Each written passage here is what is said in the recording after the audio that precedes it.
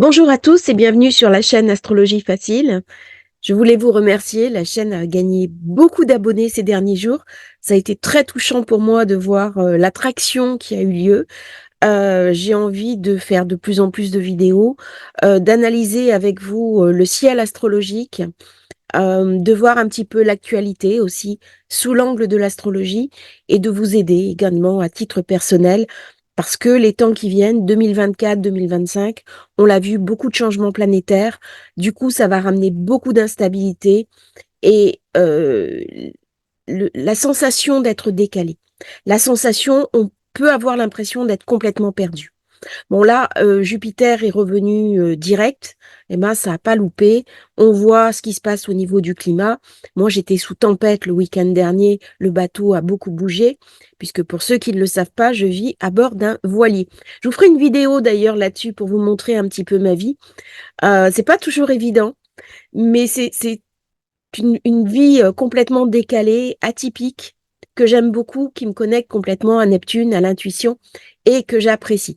Donc, on voit bien Jupiter qui redevient direct, et ben, on a cette vague de froid qui arrive sur la France, des perturbations météorologiques. C'est typique d'un Jupiter qui redevient direct, donc rien à signaler de spécial. On commence la semaine dans le froid, mais Mercure est carré à Neptune. Alors, Neptune, on va beaucoup en parler dans les vidéos qui viennent, parce que c'est une planète qui va être marquante en 2025, et du coup, en 2024, on prépare un petit peu cette montée en puissance de Neptune qui va toucher le dernier degré du poisson, donc il va être gorgé de puissance. Et tous les aspects à Neptune prennent une importance significative. Mercure carré Neptune du 5 au 11 janvier. Confusion, désorientation, désinformation, tromperie, intrigue. Attention, à titre personnel, vous devez faire attention aux mensonges. Dès qu'on va sortir aux alentours du 12-13 janvier, vous allez voir des situations s'éclairer différemment. Au niveau politique, beaucoup de mensonges, beaucoup de désillusions, de la corruption. À titre personnel, on peut vivre malheureusement des trahisons personnelles, des trahisons affectives. Soyez clairs, concis, ne portez pas de jugement hâtif durant cette période. C'est le moment de ne pas abuser de l'alcool. Ne prenez pas de substances, évitez les excès de médicaments. Attention aussi à ne pas vous déconnecter complètement de la réalité par une intrusion dans un monde complètement imaginaire qui n'est pas en prise avec le réel, c'est-à-dire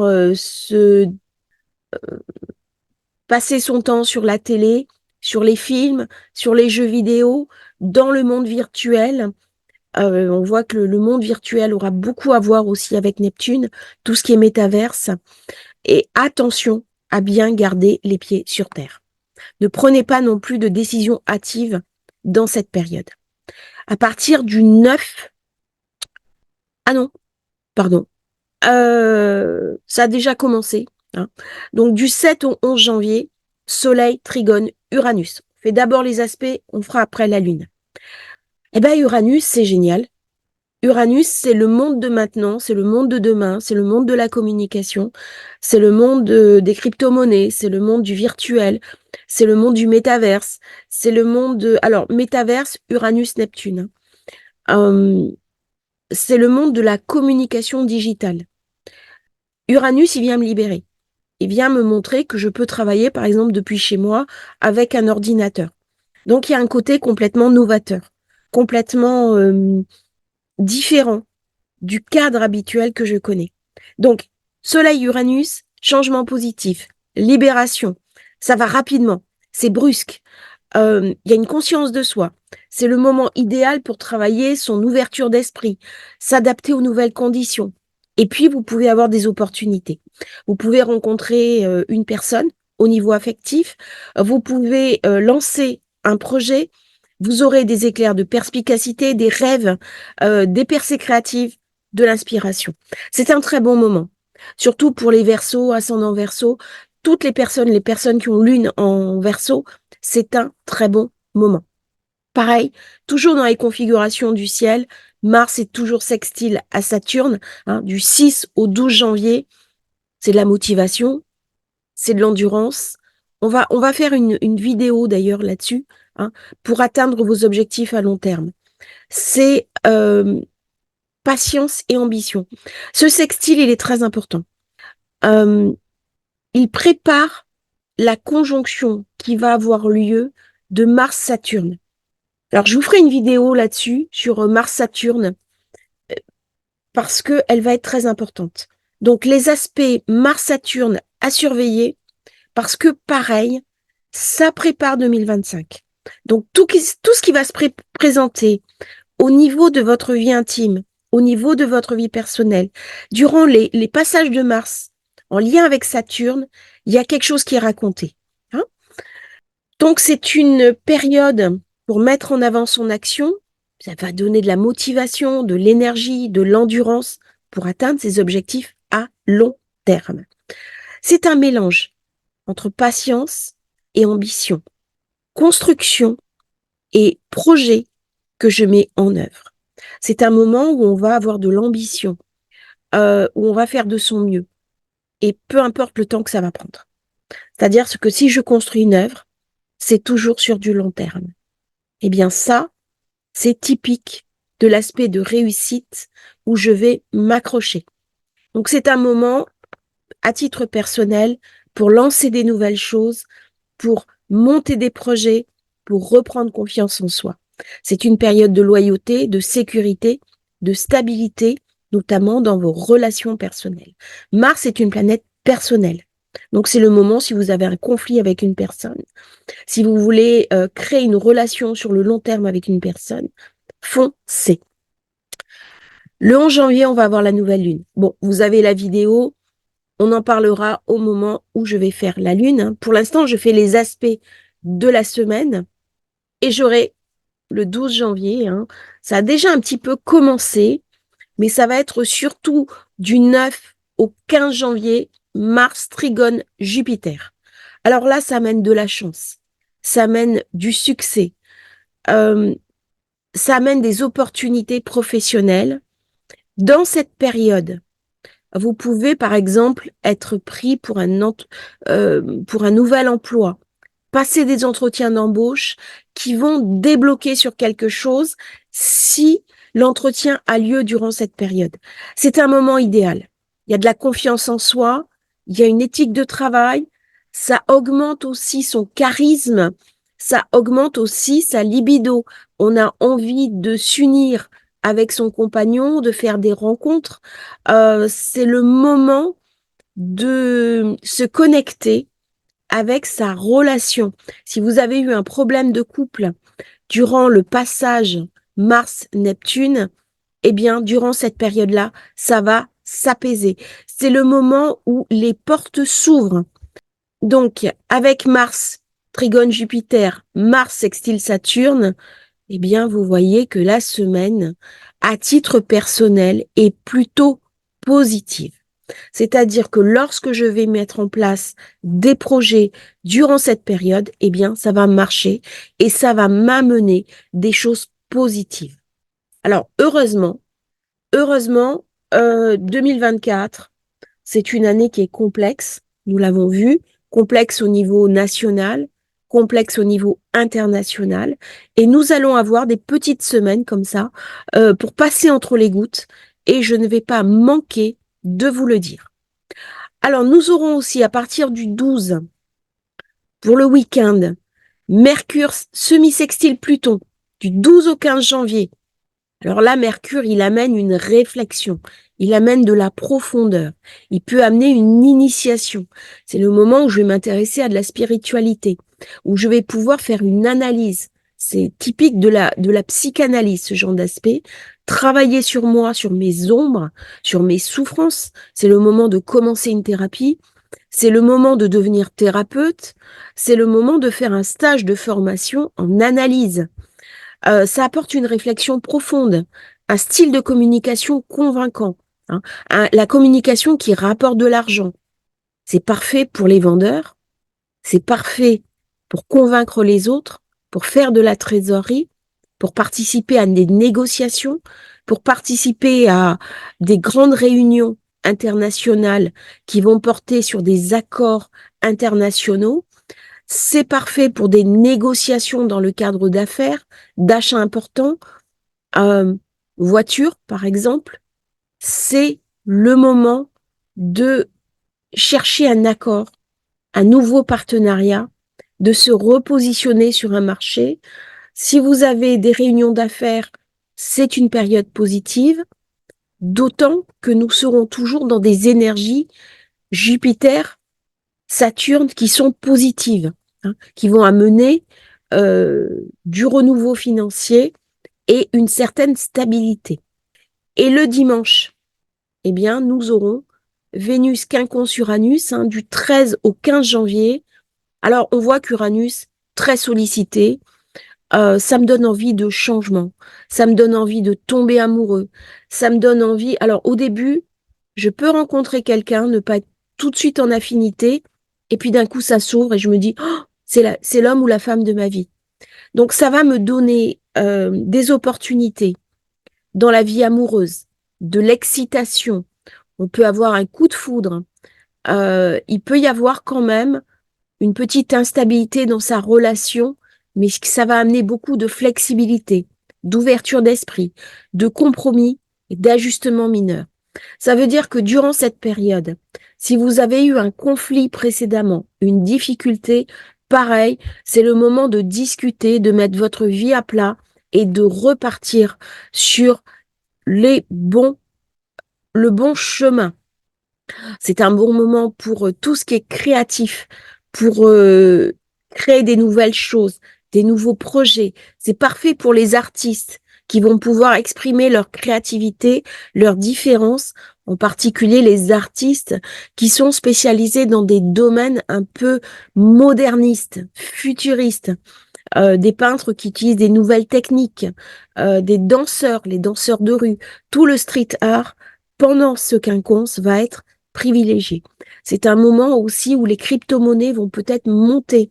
C'est un moment où le financier, sur tout ce qui est digital, va être mis en valeur. Voilà un petit peu pour les aspects. On passe maintenant à la Lune. Alors, j'espère que ça va marcher. Un nouveau système. Lundi, la Lune est en Sagittaire. Elle y est mardi, mercredi, parce que jeudi, nous avons une nouvelle Lune. Autant dire qu'elle est enthousiasmante. Elle est sous l'égide de Jupiter. C'est une très belle énergie pour commencer la semaine. J'ai envie de réussite. J'ai envie de jolies choses. Je me sens optimiste. Et même s'il fait froid, c'est l'hiver et il y a quelque chose de positif qui se passe.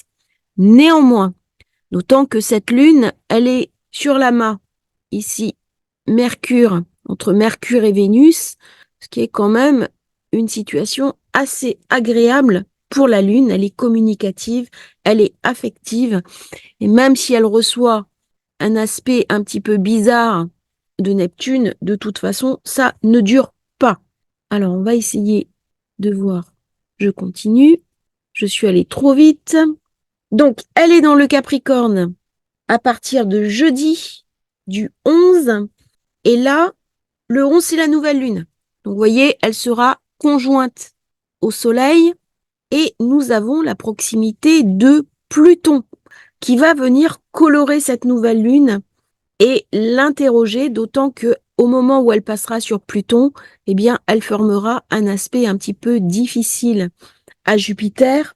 Donc, elle va venir nous questionner sur notre intériorité, sur ce que nous voulons faire de notre vie, ça jusqu'au samedi. La lune en Capricorne, elle est raisonnée, elle est raisonnable, elle est quelque part, elle sait réussir ses objectifs. Par contre, c'est une lune qui peut être hyper fragile, hyper sensible, parce que le Capricorne se trouve en face du Cancer. C'est donc un moment où attention à mon émotivité. Par contre, c'est une période positive pour construire des choses, pour mettre en place des projets, pour s'intéresser à l'immobilier, à sa carrière, à son travail. C'est un moment aussi où si j'ai des tensions avec mon propre père, je peux l'appeler, communiquer avec lui. C'est un moment aussi pour travailler sur ses lignées familiales. Au niveau professionnel, c'est un moment positif, même si le soleil présente un carré au nœud. Il y a quelque chose de karmique qui vient m'être raconté durant cette période. Donc, c'est comme si je retrouvais la possibilité de dénouer soit des liens karmiques, soit des situations karmiques qui ne se sont pas passées maintenant. C'est pour ça que je parle de l'importance de la famille. Alors, je suis un peu perdue parce que c'est la première fois que j'utilise le thème, mais vous me l'avez demandé d'avoir les cartes pour pouvoir un petit peu vous repérer. Donc, c'est quelque chose que je fais très volontiers. La lune en Capricorne, elle est stable. Elle vient me parler de stabilité, elle vient me parler d'engagement, elle vient aussi me parler de long terme. C'est le moment de revoir ses projets un petit peu sur du long terme, un petit peu penser son avenir, mais dans le sens des fondations, d'autant que Saturne, vous voyez, qui est ici, est très bien aspecté. Hein. Alors, la Lune qui est vide de course, c'est... Ah bah, elle est passée de l'autre côté. Elle est allée trop vite, la Lune. Bon, tant pis. Euh, c'est un moment, la Lune vide de course, on en parle. Pour certains, c'est une catastrophe. La Lune ne fait pas d'aspect. On a tendance à dire que c'est des moments, il faut rien décider. Honnêtement, je l'ai pas vérifié. Si vous avez des éléments à m'apporter, je suis preneur, mais je ne travaille pas vraiment sur les vides de course parce que ça, pour moi, c'est pas forcément parlant. Voilà. Maintenant, je peux me tromper. Donc, du 11 au 13, la Lune est dans le signe du Capricorne. Le 10, elle va faire un très bel aspect à Jupiter. Le 11, bien sûr, pour la nouvelle lune, elle aura été conjointe au Soleil. Ce Soleil, alors ça c'est intéressant, qui fait un bel aspect à Uranus, mais vous voyez quand même, il fait des carrés au nœud.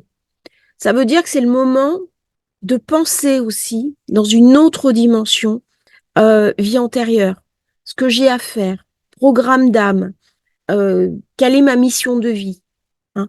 Comment réussir cette mission de vie? Ça, c'est pour cette nouvelle lune du 11, c'est important. Alors, le 13, elle passe, vous l'avez vu, en Verseau. Voilà, elle est de l'autre côté. Elle est dominée par Uranus, avec qui elle va faire un carré. Par contre, elle va amener un éclairage au nœud, notamment au nœud sud. Donc ça, c'est très positif parce que ça permet de libérer des choses, des tensions familiales, des insatisfactions. C'est une lune qui est uranisée, qui est libre, qui est libertaire, qui veut se détacher de ses obligations, qui veut aussi rentrer dans le monde de demain. C'est une lune qui est futuriste, qui est idéale pour parler du monde virtuel, de la digitalisation, de la communication en ligne, des amis, des groupes, des réseaux sociaux. C'est une très belle période pour publier sur les réseaux sociaux, dans les groupes, pour aller sur tout ce qui est réseaux sociaux, réseautage. C'est une très belle période. Si vous travaillez dans le domaine des nouvelles technologies, c'est aussi pour vous une très belle période. Même si elle fait un carré Uranus, c'est pas grave, ça la rend un petit peu irritable, ça la rend un peu explosive. Mais de toute façon, un carré d'Uranus sur la Lune, ça ne dure pas et ça ramène à la Lune beaucoup d'énergie, beaucoup d'instabilité où elle va être très créative, elle va imaginer le monde. Donc, dans cette période, si vous avez des choses du domaine des nouvelles tech, vous y allez. Alors, dans le Verseau, elle est complètement différente du Capricorne. Même si Saturne est aussi le deuxième maître du Verseau, le premier du Capricorne, dans le Capricorne, elle est réfléchie, elle est sage, elle est mesurée, elle est ambitieuse. C'est une lune qui va se donner les moyens, qui va s'accrocher à une tâche, qui va être décidée, les pieds sur terre. En Verseau, elle est fantasque. En Verseau, elle est imaginative, elle est libérée, elle est très dans l'égalité, dans le partage, dans la sociabilité. Elle a envie de voir des amis, de sortir. Pour le week-end, c'est une très belle perspective parce que, eh bien, ça va donner envie de sortir, d'aller dans des groupes, de recevoir des amis, de parler avenir. Et si vous avez un conflit, par exemple, avec votre conjoint, une difficulté, eh bien, c'est le moment de parler de votre liberté. Vous avez envie, bien que vous êtes en couple, de reprendre les rênes de votre vie, de ne pas... c'est une idée ouverte de la relation, notamment au niveau du couple, mais aussi au niveau familial, au niveau de ses amis, au niveau de ses parents, au niveau de son travail. Là, elle vient me raconter peut-être que je travaille trop, que je passe trop de temps à être trop sérieux et que la vie, c'est pas tout à fait ça. Il faut aussi du temps pour soi, pour l'imagination, pour la créativité, pour c'est un moment idéal pour jouer aux jeux vidéo, pour s'intéresser aux nouvelles technologies, pour regarder un film, pour aller au cinéma. Bref, quelque chose d'uranien. En riant, c'est un aspect phare pour aller visiter la cité de la Villette à Paris.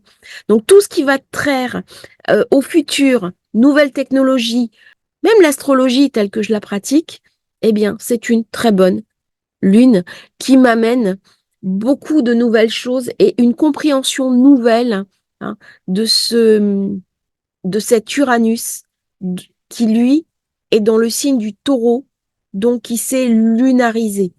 On va parler dans des prochaines vidéos d'un monde multipolaire qui est en train de se mettre en place, de se mettre en œuvre. Et bien là, nous allons le voir émerger de plus en plus. Et c'est par ces petits passages successifs d'une semaine à l'autre que nous voyons arriver un certain nombre de choses. Alors, cette semaine, je vais regarder un petit peu les aspects. Il y aura le 10, Lune Trigone Jupiter, la conjonction Soleil-Neptune, Soleil-Lune, j'en ai déjà parlé pour la nouvelle Lune qui est importante. Vous avez la vidéo, rien de plus à ajouter. Les configurations, j'ai Jupiter, Mercure en bon aspect, ça c'est très positif, ça me ramène la capacité à enseigner et à être enseigné, à communiquer sur les deux modes de communication, l'intellect, donc les choses profondes, Jupiter, mais aussi la vie courante, Mercure. Par contre, j'ai ce carré, Jupiter-Pluton, qui vient quand même toujours un petit peu être le couvercle qui pèse sur la marmite. On voit le contexte général, il est difficile, il est lourd, il est pesant. Ça, c'est le carré Pluton-Jupiter qui est toujours actif et qui vient un petit peu assombrir les perspectives du monde avec notamment ces guerres qui sont en cours et puis un manque de perspective de déboucler sur quelque chose de l'ordre de la paix. Donc ça, c'est ce que vient raconter ce carré. Ça a des conséquences. Ça a des conséquences pécuniaires, notamment sur l'inflation, sur le renchérissement du coût de la vie. J'ai parlé de Jupiter avec les tempêtes de neige. Forcément, je vais devoir me chauffer. Et vu le prix de l'énergie, ça risque d'être un petit peu plus complexe, un peu difficile.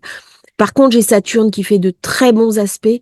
Donc, il y a quelque chose d'une stabilité qui est assise, quelque chose qui est posé, quelque chose qui est construit et qui va m'aider durant toute cette semaine aussi à prendre des décisions positives et des décisions pour mon avenir. Je vous remercie d'avoir suivi cette capsule sur les perspectives de la semaine. N'hésitez pas à liker, à vous abonner à la chaîne et si vous souhaitez commander votre thème de naissance, votre révolution solaire, eh bien vous avez le lien dans la description. Belle semaine à tous et merci pour votre fidélité sur Astrologie Facile.